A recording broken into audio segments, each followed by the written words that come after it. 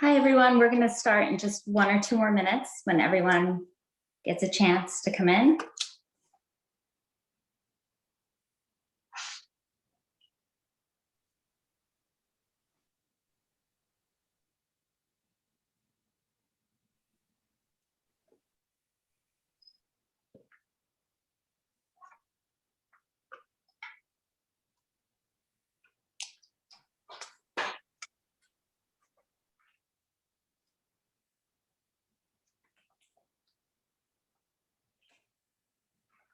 Okay, we'll get started in just 1 more minute. Looks like everyone's trickling in.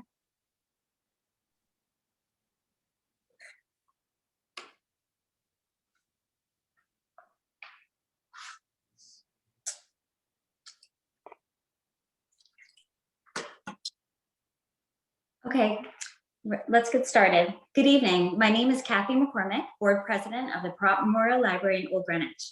Thank you for joining us for tonight's talk and cooking demo with Lindsay-Jean Hard, author of Cooking with Scraps: Turn Your Peels, Cores, Rinds, and Stems into Delicious Meals.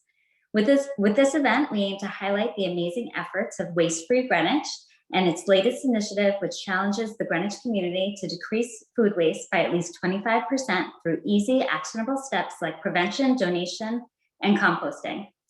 Before Lindsay-Jean begins her talk, we will hear from Waste-Free Greenwich's founder, Julie Deschamps, who will tell us more about the organization's mission to fight waste. I want to thank the members of the Perrot Memorial Library Association, whose generous contributions make programs like these possible. If you're not a member, please consider joining us. Details can be found on our website, perrotmemoriallibrary.org.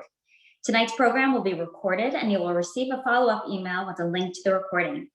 Copies of Lindsay-Jean's books are available for checkout at Perrot Library or for purchase at Diane's Books in Greenwich. Throughout tonight's program, you can submit questions through the Q&A function on your screen, and both Julie and Lindsay-Jean will be happy to respond. Now I'm honored to introduce Old Greenwich resident and environmental advocate, Julie Deschamps. Thank you so much for being with us tonight. Thank you, Kathy, and the board and staff of Perrot Library for your partnership, and to all of you for joining us to welcome Lindsay-Jean Hard to explore how to prevent food waste by cooking with scraps. Tonight's program dovetails with Waste-Free Greenwich's Save the Food Challenge to empower our community to cut waste at home by 25% through prevention, donation, and composting. So I'd like to give you a bit of context about why saving the food is so critical and how Greenwich residents can help. So if we could share the screen. Terrific, thank you. In the United States, 40% of food is wasted. American consumers toss out about a pound per person daily. Next slide. Sorry, next slide. A little off. When food is trash, all the resources that go into getting food from farms to our plates are lost, with devastating effects for food security, the environment, and climate change. Next slide. Food waste impacts our wallets too. The average family of 4 spends at least $1,500 annually on uneaten food, and a just released study showed it's more like $1,800. In Connecticut, over 22% of our municipal waste stream is food scraps. Food is one of the heaviest and most expensive components of our trash to transport and incinerate, an unnecessary fiscal burden for our community. On a national scale, food that is never eaten accounts for 1.3% of GDP. Next slide, please. While we worry endlessly about spending too much time in the shower, we should be just as concerned about the water print of the food we discard. When we waste any food, we waste water. But a pound of trashed tomatoes is the equivalent of 5 shower minutes, and a pound of rice 60 minutes. But a pound of beef is equal to running a shower for over 6 hours. By eating lower on the food chain, we can reduce our water print significantly. Next slide, please. There is also a connection between food waste and loss of species. Agriculture destroys huge swaths of habitat that wildlife depend on for survival. We are destroying native land to grow food no one eats.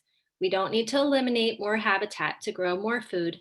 We need to waste less of what's already produced. Next slide, please.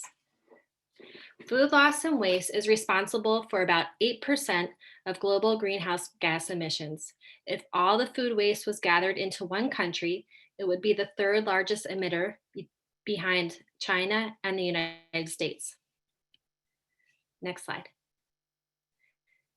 A study by Project Drawdown ranked reducing food waste as the #1 effective action to reverse the impact of global climate change, ahead of solar energy, improved refrigeration, above any of the actions listed here. This underscores the importance of healthy food systems and our food choices. Next slide, please. All this wasted food when 1 in 7 Americans is food insecure, including 20% of children under the age of 5. Pope Francis likened food waste to, quote, stealing from the table of those who are poor and hungry. Next slide, please. The good news is easy changes can have big effects. More food is wasted in our homes than any other part of the food chain, 43%, more than grocery stores and restaurants combined. And the bulk of waste, up to 35%, comes from high income economies. And that's where we, as consumers, can minimize the economic and environmental impacts of food waste through easy, actionable steps. Next slide, please. To this end, Waste-Free Greenwich is challenging our community to reduce residential food waste by 25% through prevention, donation, and composting based on the EPA's food recovery hierarchy, from the most preferable strategy at the top, which is source reduction and feeding hungry people and animals. While still important, composting or food scrap recycling is a last resort, one that should be implemented only when other strategies are exhausted. Next slide. To address source reduction, we have partnered with Save the Food, a PSA campaign. We are promoting these resources to increase awareness in our community about food waste and how to prevent it. Through its tools and tips, Save the Food can help you shop and plan wisely, understand what sell by and use by dates really mean. They're not about safety, they're actually about food quality. Use the refrigerator and freezer to store foods correctly to extend their lives, which Lindsay-Jean will also hit on, and much, much more. Please take some time to explore the Save the Food site. Next slide. Waste-Free Greenwich also encourages donation to divert surplus food from our waste stream while supporting our neighbors who are food insecure. Through its app, Food Rescue U.S. directs would-be wasted food from donors like restaurants and groceries to receiving agencies, including food pantries and community centers. Since March, their network in Fairfield County has rescued 1.2 million pounds of food from incineration and provided over 1 million meals.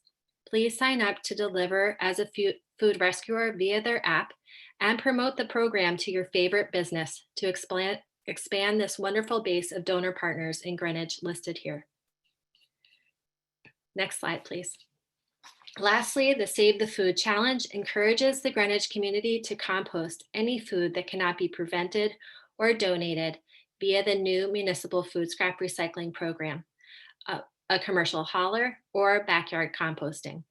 In June, the town of Greenwich launched a food scrap recycling pilot whereby residents collect accepted organic material at home and drop it off at Holly Hill Transfer Station. In just a few months, residents have diverted over 20 tons of food scraps from the waste stream. Next slide, please. Be a food waste warrior and rise to the Save the Food Challenge to meet our community goal of 25% reduction. Waste-Free Greenwich is here to help, so please reach out via email, follow us on Instagram and Facebook, and check out our website, wastefreegreenwich.org. Thank you. On to Lindsay-Jean. Thank you so much, Julie. That was a great overview. And now we're going to welcome our author, Lindsay-Jean Hard, who's going to do a cooking demo and tell us about her book, Cooking with Scraps. Cooking with Scraps grew out of the author's Food 52 column of the same name. Lindsay-Jean received her master's in urban planning from the University of Michigan, Go Blue, and currently works at the acclaimed Zingerman's Bakehouse in Ann Arbor, where she shares her passion for great food, sustainability, and community. Welcome from Ann Arbor, Lindsay-Jean. Thank you so much for being with us. Thank you, Kathy, and thank you, Julie, and thank you to all of you who have joined here this evening. I'm excited to chat and cook along with all of you. And as was mentioned earlier, if you have a question, please go ahead and add it into the chat as we go, and Kathy will ask as it comes up. I'd love to have a conversation with you all rather than just be talking at you the whole time. So I'd like to start with why we should be cooking with scraps.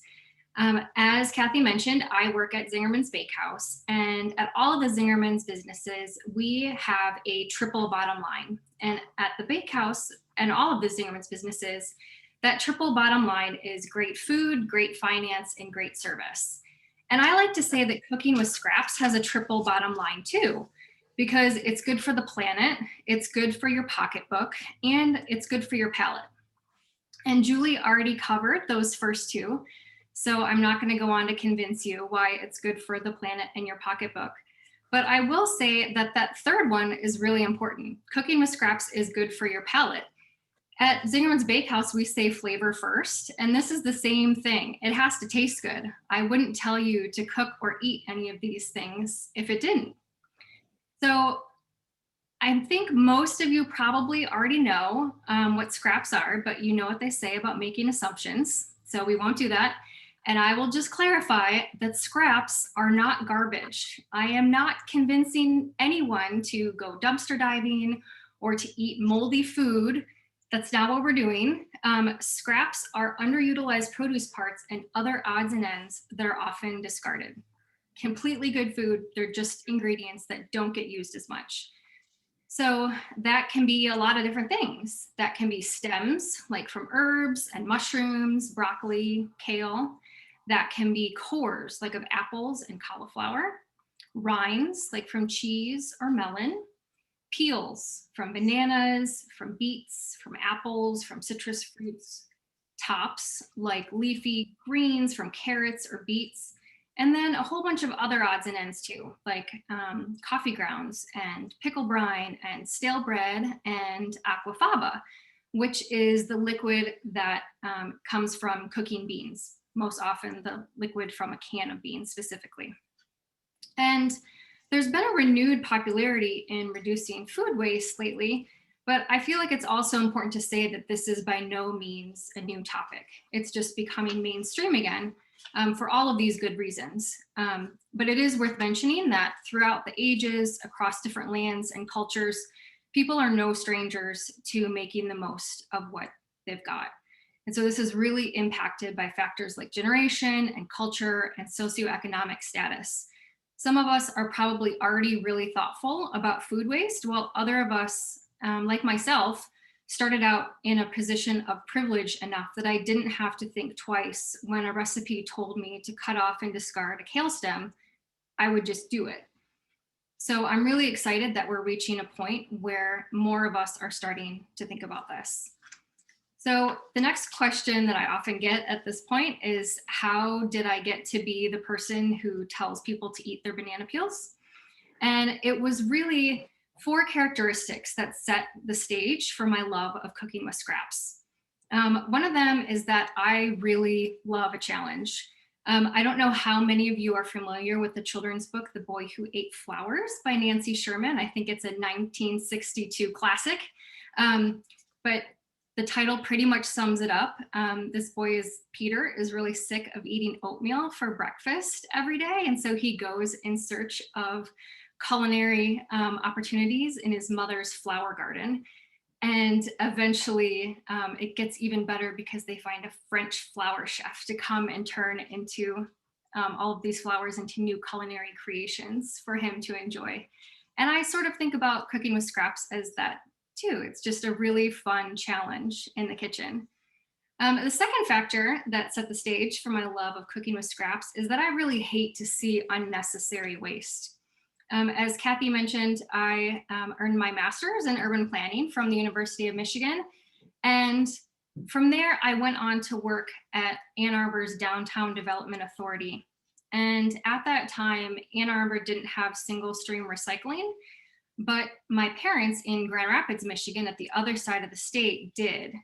And I could not bear how much plastic I was seeing wasted at my office, from all of the meetings to just our staff. So I went around and created all new signs for our office recycle bins. And I said that now we're recycling everything, all plastics 1 through 7, like not just what the city of Ann Arbor recycled.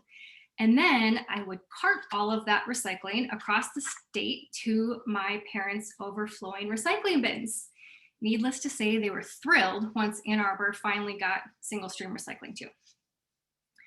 The third characteristic is that I've always been pretty budget conscious. I think as Midwesterners are sort of known for liking a good deal and that we're always going to tell you why we got something on sale. But it was also impacted from growing up. My mom and I spent a few years on our own together, and money was tight, and we would go grocery shopping and we would play a game that we would add up how much all of our groceries cost as we would go in our heads. And then once we got to the end, we would say what our total was, and whoever got closer to the actual total won the game. And it took me until I was an adult to realize that we weren't actually playing a game, that we really needed to stick to the budget. But that's really stuck with me ever since. And then the fourth thing is that it's really important to be conscious of our consumption. And that really hit home for me when my husband and I moved to Japan. We lived there for 2 years, and I joined a CSA, Community Supported Agriculture, for the first time ever. And it was really an eye-opening experience on multiple levels. We both studied Japanese before we went, but I was by no means fluent. I was really good at saying I don't need a bag at the grocery store. It was about the highlight of my Japanese language skills. But we had this really amazing small natural grocery food store that was right on our way home, in between the walk from the subway to our apartment. And we would shop there, and one day I noticed that they had these boxes of vegetables out front. And even though I hadn't done a CSA before, I knew that that's what it was and wanted to sign up. But the sign up form was well beyond our language capabilities. So my husband, Mike, had to have one of his coworkers come home with him after work one day and help sign us up for this box of vegetables. But it ended up being really, I'm not saying this lightly, life altering, because I got to learn about all of these vegetables that I had never seen of or heard of before, and try to figure out how to cook those in a tiny kitchen that didn't have an oven. And they were all organic, and they were all grown nearby. And just thinking about that these farmers nearby were growing this produce for me, I really wanted to honor that and not waste any of this stuff. Although there was one case with one vegetable that I did not love, but I still didn't want to waste it. So I slipped that into our neighbor's box anytime it came up. And I just hoped that no one would notice. Although eventually the shop owner caught me and fell over laughing and told me that I could just swap stuff out and to tell him next time that I didn't have to try and sneak vegetables into other people's boxes. But anyway, another important thing that I learned in Japan was something called hara hachibu. And it's something that a lot of you are probably already familiar with anyway. It's an important part of the Okinawan approach to eating. And that phrase means eat until you're 80% full. So I think that's something that a lot of us have heard before. And in theory, it's pretty self-explanatory, but in practice, sometimes it's a little bit harder to figure out. And so I like to think of it as eating just so long that you no longer feel hungry. So you could keep eating for sure, but you definitely don't need to. You don't feel hungry anymore. And that's a good way to not overeat and overindulge and not waste food in a different way. Another Japanese word that really continues to resonate with me is motanai. And that's a word that expresses regret regarding wastefulness. So in some ways, it's not all that different from the English phrase of waste not, want not. But motanai manages not only to capture the shame of wasting a precious resource, but it also holds on to the gratitude for what a gift it was in the first place, whether it's food or time or money. So now that we all know that we're not going to be wasting scraps or food, I would say that before we even get into cooking with scraps, one of the really big ways to not waste food is to not have it go bad in the first place. And so that's becoming more thoughtful with how we store food. So that way it stays fresh for as long as possible, and it maximizes the amount of time that you have to use it before it goes bad. And I would say if you really have no clue where to start with an item, think about where you picked it up in the grocery store. And that's a good cue of how to start out with storing it. If it wasn't refrigerated, you might not need to refrigerate it when you get home. If it was, then it probably should. If you're shopping at a local farmer's market and you don't know, ask the farmer. They'll be happy to tell you. There are a few items that I would like to highlight that can benefit from a little extra special treatment. The first is greens. So the easiest way, just across the board with produce, I would say to not wash them until you're going to eat it. Everything will last longer that way. But this is a big exception. You also want to be more likely to eat what's in your fridge. So if you know that that's going to be a barrier for you, that you really hate washing greens and you're going to put it off and not eat them, then go ahead and wash them. You know, there has to be a balance of what's best for the produce and what's best for you actually eating them. So I would either not wash them and wash them right before you need them, or if you are going to wash them, I would wash them and store them loosely wrapped, like in tea towels, and then place them in a storage container. Or what I like to do is that I wash them right in my salad spinner, and then I store the whole salad spinner in the fridge, like with the greens in the colander, but you've drained the water out. And both of those options give the greens just enough moisture to keep them fresh without it being so much that they're likely to wilt and rot. Herbs are another one that I feel like people complain about all the time. They're like, how do I store my herbs? I get them home from the grocery store and like an hour later they die. Like it just seems like they go so fast. One thing, not everyone has the space to do this, but I have a garden at my home. I also have a separate herb garden. For me, it's right outside my kitchen, so it makes it easy for me to have access to them. But sometimes you can also grow herbs in a much smaller space too, like a windowsill. And in that case, you know, it's much easier for it to not go bad if you're just snipping a little bit of a fresh plant whenever you need it. But if you are getting them like in the little clamshell package, I would take them out of that. Soft stemmed herbs like parsley or basil or cilantro, you can treat those like a bouquet of flowers and store them in a glass of water. Basil should stay out at room temperature. I like to keep most of them at room temperature in a glass, but others can go in the refrigerator if you prefer. And sometimes I like to loosely cover them with a plastic bag too, to just help them stay a little bit longer. Woody stemmed herbs like rosemary or oregano or thyme, those should be treated more like you are the greens. So if you're washing them right away, wrap them in a tea towel or paper towel, and then in a plastic bag or storage container. For berries, these are one of the things that go so quickly in my house with my daughter that I never need to worry about this. They're like the only fruit that she loves to eat. But if that's not the case at your house, I like to give them a bath in a mix of vinegar and water. And I don't measure, I just do a tiny bit of vinegar to water and then give them a dunk in there, let them hang out for a little bit, and then rinse them off afterwards to remove any trace of that vinegar. The berries won't taste like vinegar, but it will help them last a lot longer. If you don't like winging it, you can do 1 cup of vinegar for every 3 cups of water. That's more than I use, but that's what Food 52 recommends. For onions, you probably have heard that those should stay in a cool, dark place. But I learned from my time at Food 52 that they'll last even longer if you keep them in nylons, AKA pantyhose.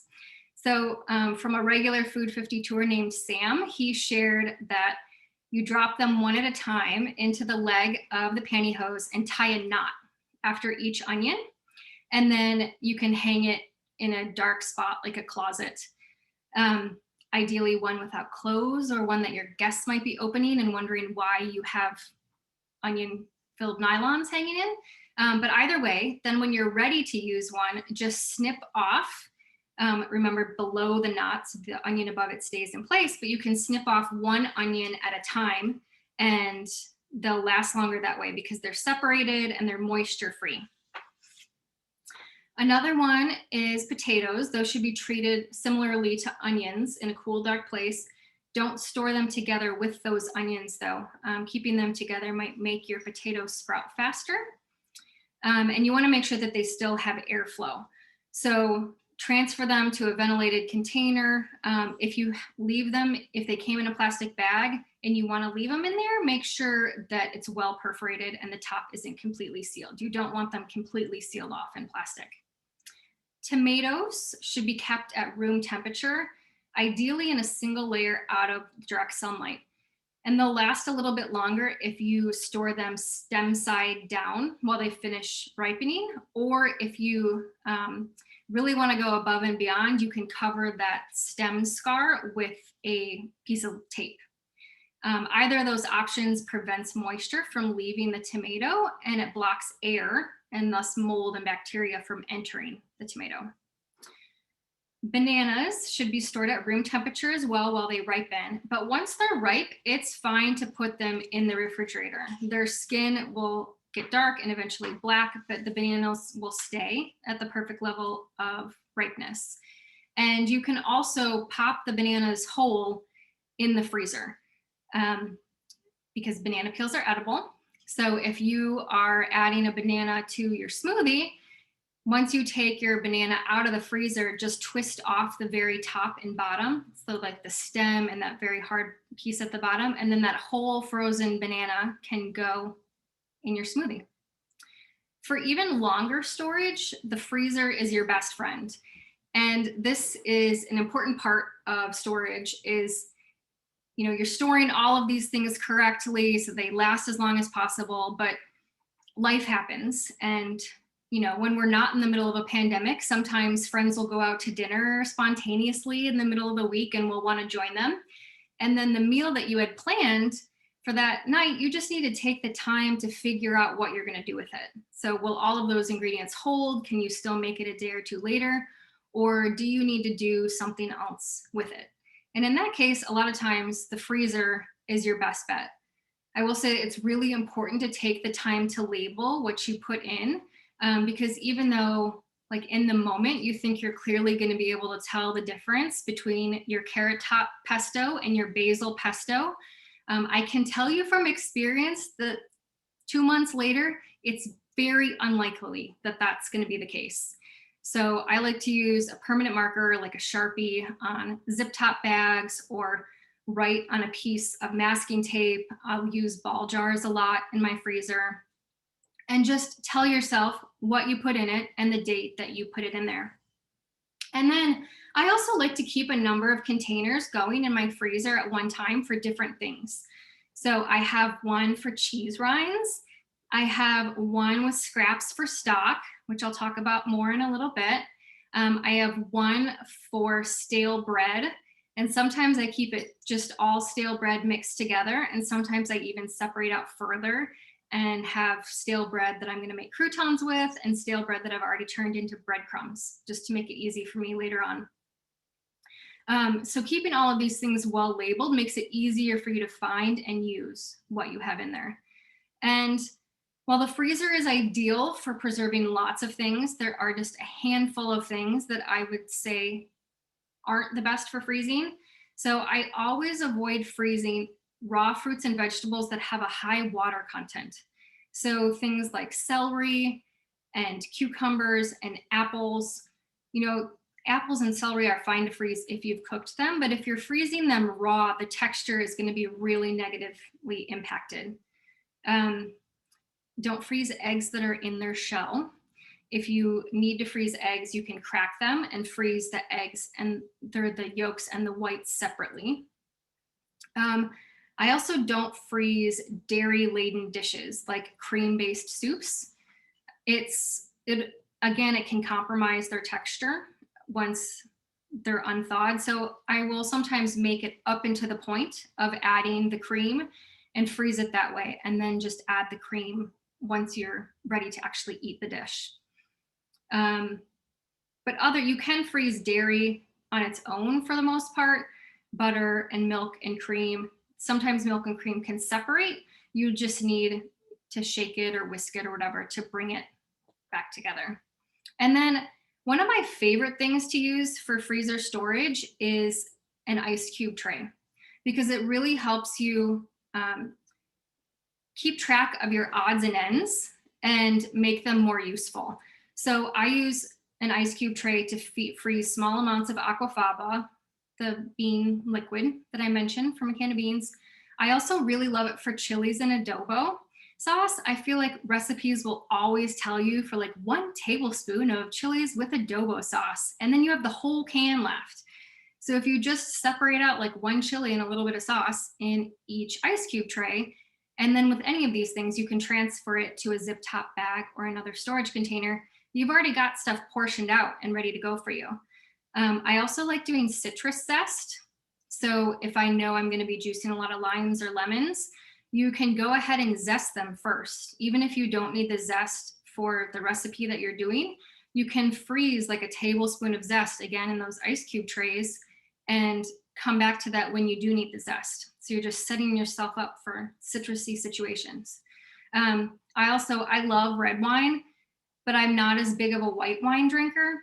So if I buy it for a recipe and then I have a lot of white wine left, that's another one that I'll like to freeze, because a lot of times recipes will call for smaller amounts of wine. So it's handy to have some on hand in the freezer. So as I mentioned, one of my freezer things is a collection of items for stock. And I think that's really helpful and a really useful way to use a lot of scraps so they don't get relegated to the compost bin. They're the dumping ground, the good kind though, of all of the scraps that you can't figure out what to do with. And yes, sometimes you will see recipes that have you making stock with the full vegetable, which you can do, but I prefer to use as much of the vegetable as possible for other stuff and then use the scrappiest of scraps for the stock. So I keep a mix of one for like a general vegetable stock, but then sometimes I like to separate stuff out too. So like I have, in the summertime, I like to keep one with corn cobs, because then you can make a corn broth that's great for, corn soup or risotto. And it just adds a ton of flavor that you wouldn't expect from that corn cob. And then I mentioned I keep cheese rinds. So I have one with just general cheese rinds. Again, I hope this goes without saying, but just to be sure, you never want to eat wax. So I'm not talking about the wax that's on the outside of cheese rinds, or wood. Like sometimes they're wrapped in little thin pieces of wood, but otherwise most cheese rinds are edible. So I keep a mix of them to use for a cheese spread that's in my cookbook. But then I also keep one that's just Parmesan rinds, because that's really, I find handy for adding a lot of flavor. You can just use one in soups or stews or a pot of beans, or you can make a whole thing of Parmesan broth if you collect enough of them. And it just is a really great cheesy broth. Another one that can be kept separate on its own, you can do one with just squash peels and squash guts. And that, again, it creates a really rich squash flavor that then you can use in soups and risottos and things like that. I will note, I'm going to talk about next the items to use, not to use, or to use in moderation. And squash is on that list also. But that's more for when you're mixing things together. It's fine to have it when it's all on its own, but if you're doing a bunch of things mixed together, the peels can add a lot of flavor, but the guts can make things starchy. So that's an item to use in moderation if you're using it in a mix. Other items to avoid or to use in moderation: onion and garlic skins. I'll occasionally use a small amount of them, but the issues that come with those are twofold. Too many can make your stock bitter, and they will color your stock, which isn't necessarily bad, but is something to think about. Another one is strong and bitter vegetables. So things like cabbage, Brussels sprouts, cauliflower, kohlrabi. You might be picking up a theme. A lot of these are members of the brassica family. So all of those have the potential to overwhelm a stock or to make it really bitter. There are some of those that some vegetables you could also do it the separate thing for. So like asparagus ends are fine to all keep separate and do like a dedicated asparagus stock. But in general, don't go overboard with the bitter vegetables. Potatoes. Potato peels can make your stock murky. So this one is more of a visual thing than flavor. If you're going for a crystal clear golden vegetable stock, you don't want to add potato peels. But on the other hand, if that doesn't matter and you want a vegetable stock with a little more substance and don't care that it'll be cloudy, go for it. I like using potato peels in stocks, and I also like to save potato peels and cook them and blend them up with some water and then use them in bread recipes. They do really nice things for bread. Along the same lines as onion skins, using parts of the beet will have an impact on the color of your squash or the color of your stock. So if you, again, don't mind that you're going to end up with a red or purple stock, you can go for it, but otherwise avoid that. And then squash, which I've already mentioned. So for any of you guys who are going to be cooking along, I'm going to talk just a tiny bit more, but I will say that you could start a pot of water boiling on your stove. And then you can also create an ice bath while I'm talking for just another minute. So I like to use a big bowl and put ice cubes in it and then some cold water.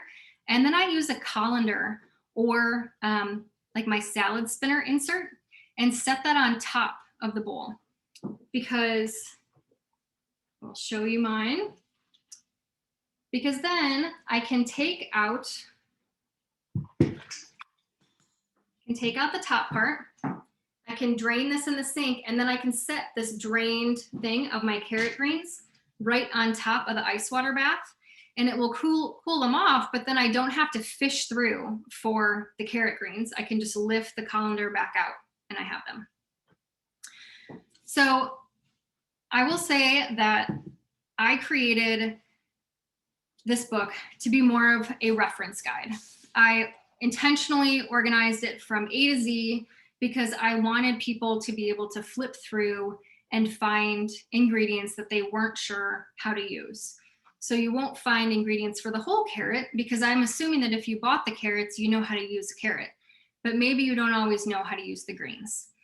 And I intentionally have kept the ingredient list really short because, again, I want to make this as like the least amount of intimidating as possible. I want everyone to be comfortable trying all of these things. And you will notice that there are no metric measurements in here. I am a baker and I love to weigh my ingredients. I love it when baking books have this. So I'm completely in favor of weighing ingredients, but it was a really intentional choice to leave those out of this book and have the recipes be as general as possible. Because again, I don't want it to be intimidating. I want everyone to try this, but also these recipes are often jumping off points for you to experiment and do your own thing with. And the vast majority of time, they just don't call for that level of precision. Like, it doesn't matter if your bunch of carrot grains is smaller or larger than mine is. you can taste your pesto at the end of it and you can say, I kind of wish it had a little more olive oil, or I wish it had another hit of lemon, and you can adjust. It's really easy to make things work for what tastes good for you. So I hope that you'll use these as a jumping off point and a fun way to experiment in the kitchen. With that, we will move on to carrot top pesto. And we're gonna start with greens from a bunch of carrots. If you haven't already, you can go ahead and wash those because we don't want any dirt or grit in your pesto. That will not taste good. And I will check on my water. And mine is nicely boiling. So, got my freshly washed greens. And I'm gonna add them in here. And we're gonna let those go for a minute. And I really encourage you to try this at some point with carrot greens. I will say the 2 carrot top recipes in my cookbook are like the sleeper hits of the cookbook. With this one, my sister tested it for me and she texted me and was like, I want to eat this with a spoon. It's so good. But that said, if you don't have carrot greens, you can try this with other greens. It will work with other greens too. You can do it with basil, you can try it with spinach, you can try it with some beet greens. You might not need to blanch some of these things as long. You'll just need to play around with it a little bit.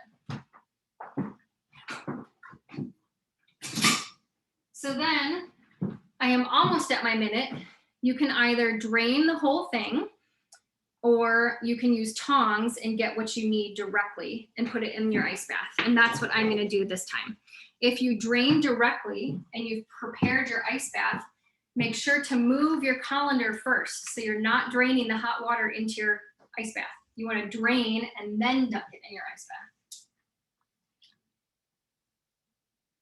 So we're gonna set it in there, pull it off. I missed one.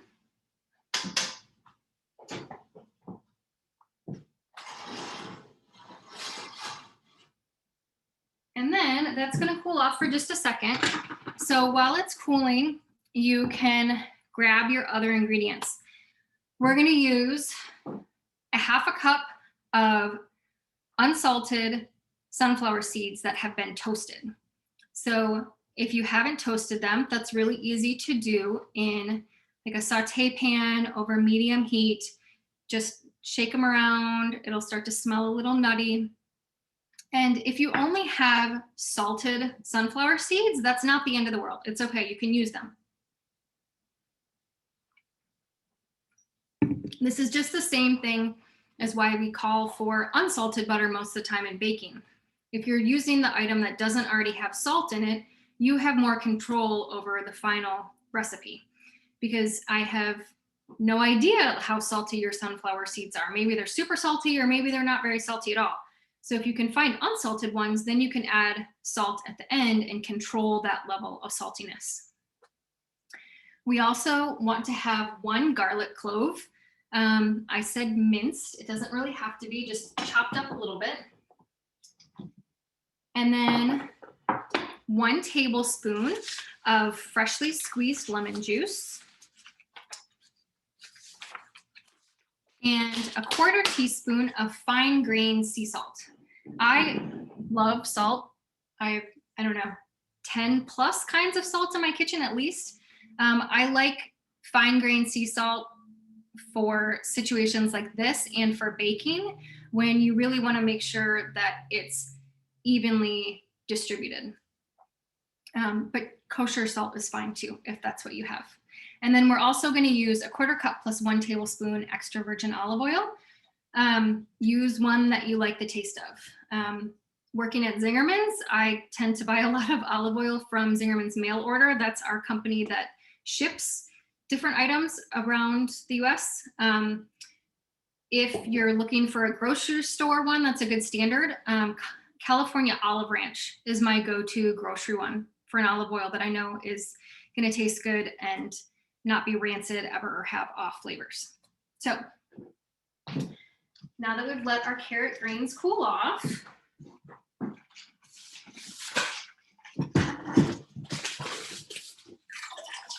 I'm just gonna drain those. You can just squeeze the water out of them. And it's going to look like you have a little tiny batch of greens. I will tilt you down so you can see. And from here, you just want to chop it a little bit because we've still got some of these stems in here along with the greens themselves.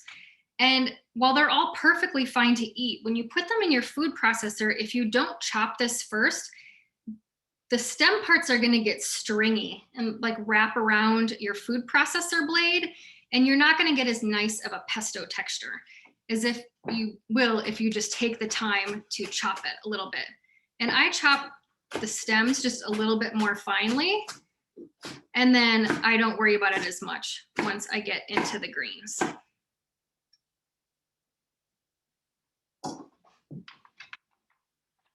And then I'm using a little food processor. You can use a big one too. You just don't need that much space for this. So if you have a small one, the small one works well. And we will add all of those carrot greens in there.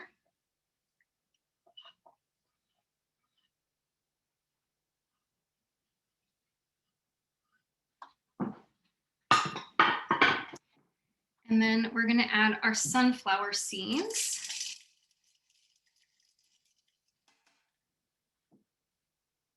And like I said, I encourage you to riff on this. I said 1 clove of garlic.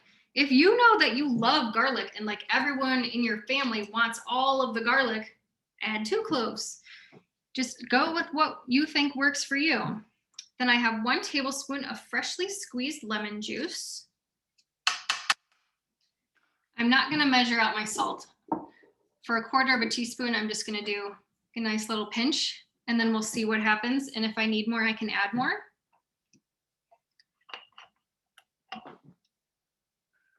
And then we're going to use 5 tablespoons of olive oil. And I'm going to start by chopping this for a little bit. And then I'll add the olive oil in.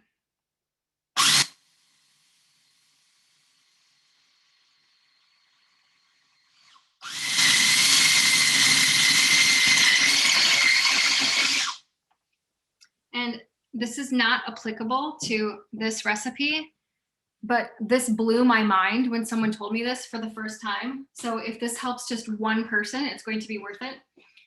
On your mini food processor, there are these small holes at the top. If you're making something like mayonnaise and it says to drip in the olive oil, you can just pour the olive oil into this little top section and it slowly drips in through those holes. So helpful. But in this case, you don't need to do that. In this case, after it's chopped up, and I will show you how it's looking right now, it's definitely not all the way pesto, but it is very chopped up. Then I would scrape down and add in the olive oil.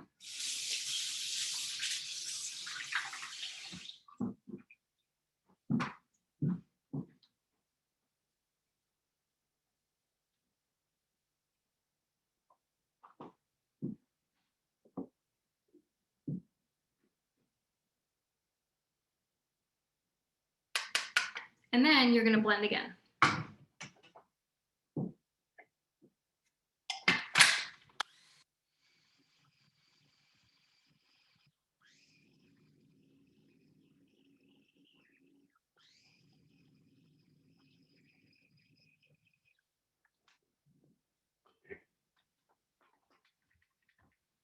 All right. So I would call this good. As you can see, this is a really thick pesto.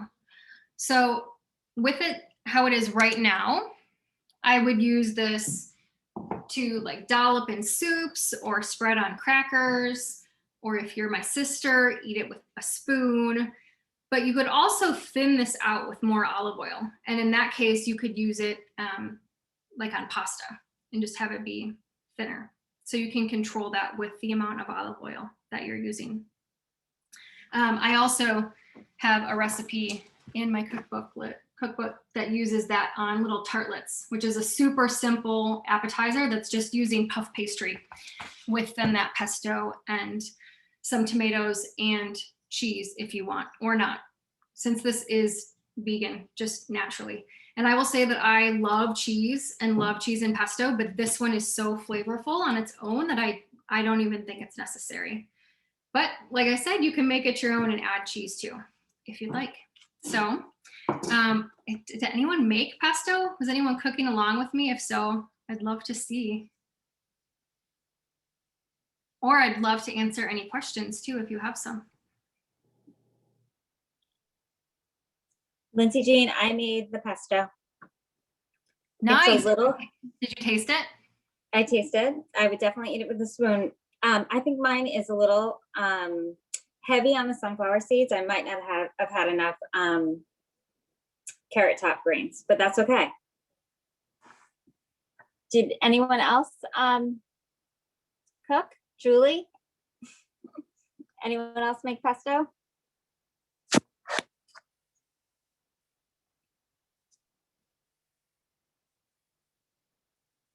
I'm waiting for my daughter to be available to cook with her.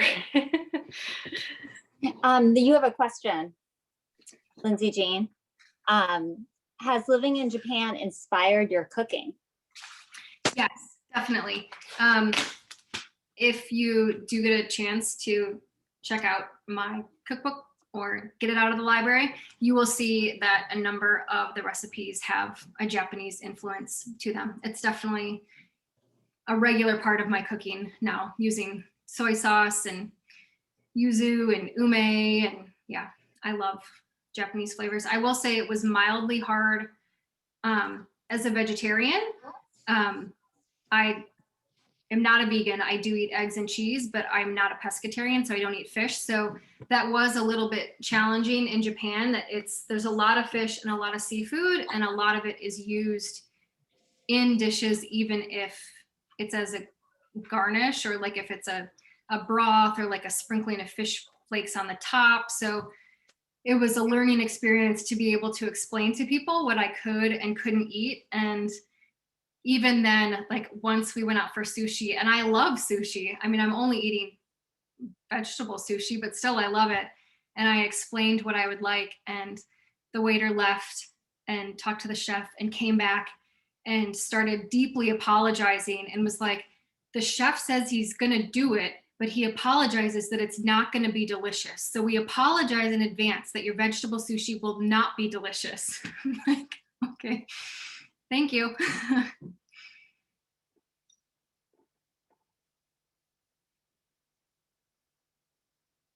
Oh, sorry, we have another question. When did you become a vegetarian and why?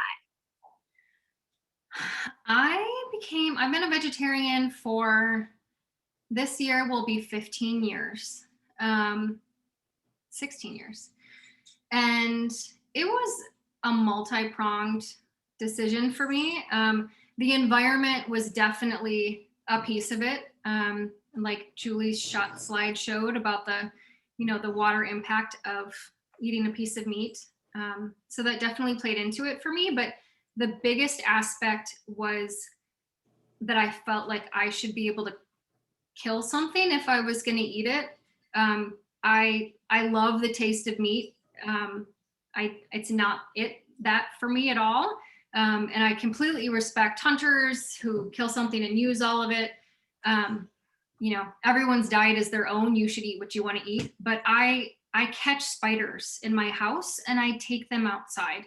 So I am just personally myself not capable of killing an animal. And so I felt like that kind of doesn't give me the right to be eating it if I am not comfortable taking that life. Okay, and you have some more questions coming in. Sorry, hold on one second. For aquafaba, can you use any type of bean, black or kidney beans too? Yep, you can use any kind of bean. A lot of the times you'll see the recipes call for using it from garbanzo beans. And I think most of the time that's just because the flavor is a little more neutral. In my cookbook, I call for using the aquafaba from black beans for brownies. But for those examples mentioned, black beans and kidney beans, that bean broth would tend to have more color too. So depending on how you're using it, that could impact your final recipe. So if you're making aquafaba meringues for dessert, I might not go with kidney beans. Like, you would want less of a flavor there and less of a color.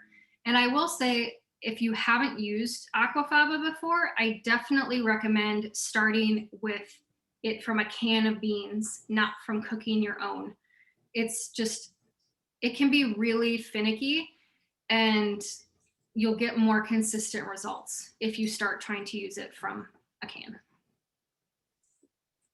Okay, one more question about, did you, from Genevieve McQuillan, did she ask, did you become interested in cooking or food waste first? Probably cooking, due to that time in Japan and figuring out what all of those ingredients were, like I mentioned, and figuring out how to cook them. I started a blog for the first time to document what all of those things were and how I was using them. And then while I was there, some good friends from college were starting a company called Real Time Farms. And it was a website to help people find food that they felt good about eating.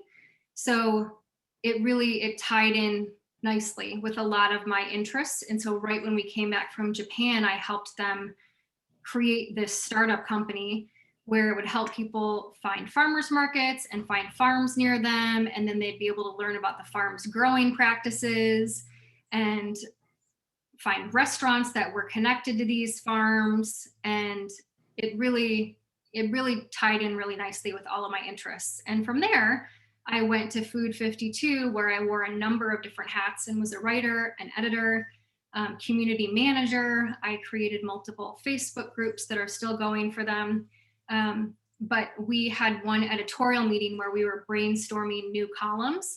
And it was right when Gabrielle Hamilton's cookbook Prune came out, which has a garbage chapter in it.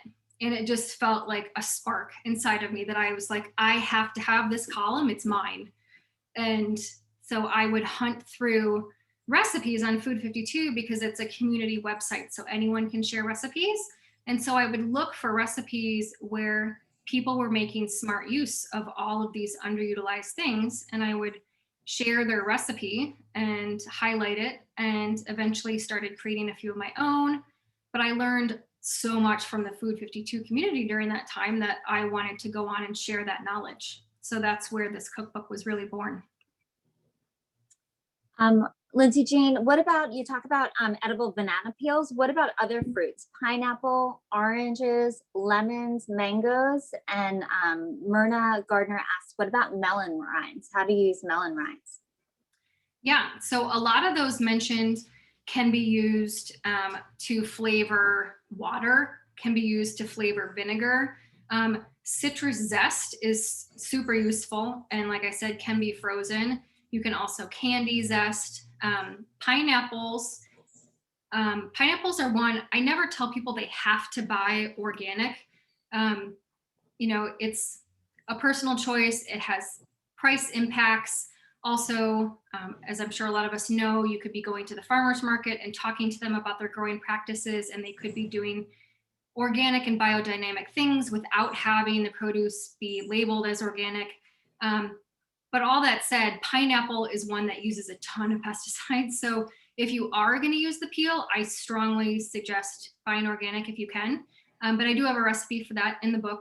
And I'm using it to like make a lemonade of sorts. So again, you're using it to flavor water. Basically, you're cooking it and getting all of that flavor out of it. And it is amazing how much you can get from that. For melon, I also have a recipe in the book for watermelon rind granita.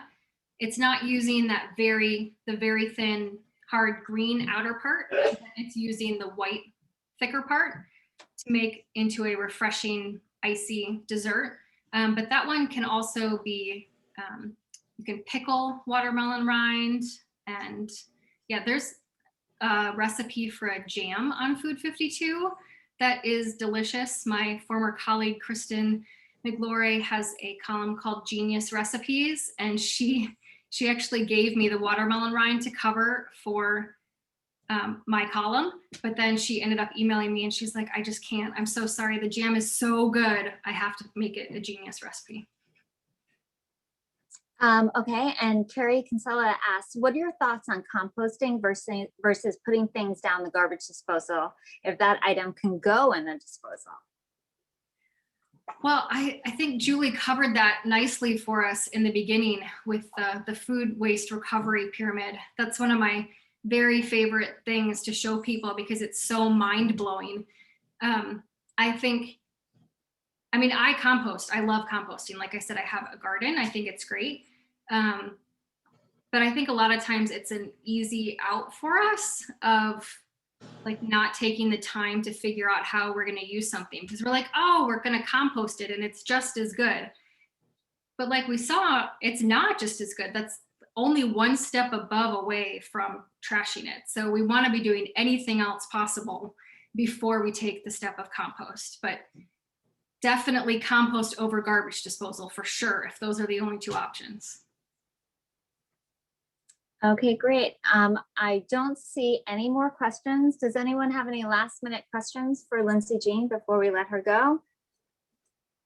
I want to remind everyone that Lindsay-Jean's gorgeous book is available to check out at perrotlibrary.org. And you can also pick it up at Diane's Books or your favorite local bookstore. If you're in Ann Arbor, Literati is my favorite bookstore. And I think one more question popped up. What is your favorite recipe? Is it from the book, or just your favorite recipe? I guess we'll say from the book, maybe. Well, that's perfect because I forgot that my daughter, before she left this evening, she was like, make sure to tell them what my favorite recipe is. So I will answer for her and say that her favorite recipe is the banana peel cake. And you will see in that recipe that I'm having you cook the banana peels to soften them. It's between when that came out and now that I learned that it's much easier to freeze them. So if you're making this now, I would say to go ahead and freeze your whole banana, peel and all. And then when you thaw it, that skips the step of softening it because that freeze thaw softens the cells in there for you. And I will say this is one of probably my proudest things about being at Zingerman's now, is because I told them about that and I tested their banana bread recipe with bananas and peels. And it's been a little over a year now that we've implemented that. And so Zingerman's Bakehouse uses the whole banana, peel and all, in all three kinds of our banana breads and in our hummingbird cake, which amazingly makes them all taste even better. Everyone was super skeptical when I brought in these samples for them, but they're like, wow, it tastes even more banana-y than it did before. And it's had a huge impact on our composting. It drastically reduced the amount that we had to pay to compost, as you can imagine, because we're not getting rid of all of those banana peels. Lindsay-Jean, what do you do with the remnants of the peels and rinds after you render the flavors? For like when you're making infused vinegars and waters, at that point, I would toss them. In my home kitchen, I wouldn't compost something that has been cooked just because you'd be more likely to draw pests into your backyard. If you live somewhere where you have an option to compost things like commercially, you might be able to get rid of them that way. Depending on what you're using, like you wouldn't do this with pineapple peels, but if you were just doing like really thin skinned fruits, it's possible you could blend them up and add that into a smoothie somewhere, but you've really taken all they have to give flavor-wise at that point. Just to interject, for our municipal food scrap program, we will take any food scrap. So you can put them right in your compost and bring them down to Holly Hill. Great. Any more last minute questions for Lindsay-Jean or Julie Deschamps from Waste Free Greenwich before we say goodnight? Okay, I think we've covered everything then. So here's a reminder to make sure you visit Waste Free Greenwich. Their website has all the information you could ever want to know about all sorts of waste issues. And don't forget to check out one more question maybe popped up we should ask. Nope, just a big thank you and lots of thank yous and a reminder to please check out Lindsay-Jean's amazing book. And also she mentioned Food 52 several times. That's another great resource for recipes and cooks and also recipes on food waste. So thank you so much for joining us tonight, Lindsay-Jean, and thank you so much to Julie Deschamps from Waste Free Greenwich. And we hope to see you all at a Perrot Library event again soon. Thank you. Good night.